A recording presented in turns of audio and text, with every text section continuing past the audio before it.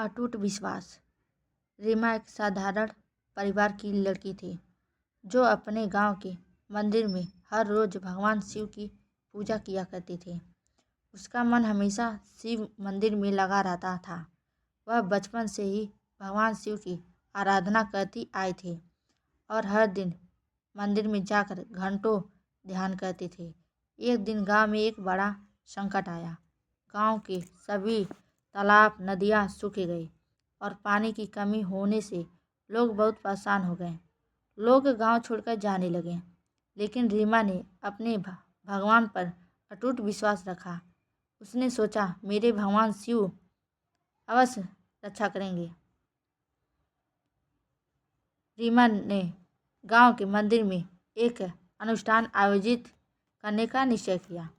उसने गांव के सभी लोगों से अनुरोध किया कि वे अनुष्ठान में शामिल हो और भगवान शिव से प्रार्थना करें।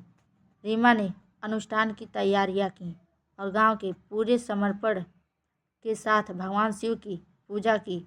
उसने अपने आराध्य से प्रार्थना की, हे महादेव, इस गांव पर अपनी कृपा दृष्टि डालिए और हमें इस संकट से उबारिए।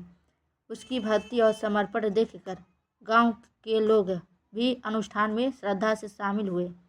जैसे अनुष्ठान समाप्त हुआ, आसमान में काले बादल छा गए और तेज बारिश होने लगी।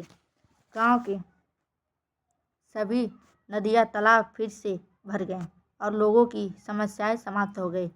गांव वालों ने यह चमत्कार देखा और रीमा की भक्ति की सराहना की। सबने उसे धन्यवाद दिया और कहा कि उसकी सच्ची भक्ति ने भगवान को प्रसन्न कर दिया है। रीमा ने विनम्रता से कहा, भगवान, यह सब भगवान शिव की कृपा है। मैंने तो केवल उसकी सेवा कर रही हूँ। इस कहानी के बाद रीमा को भक्ति और भी प्रबल हो गई और उसकी कहानी दूर दूर तक फैल गई। लोग उसके श्रद्धा से देखते थे और उसकी भक्ति को अपना प्रेरणा का स्रोत मानते थे।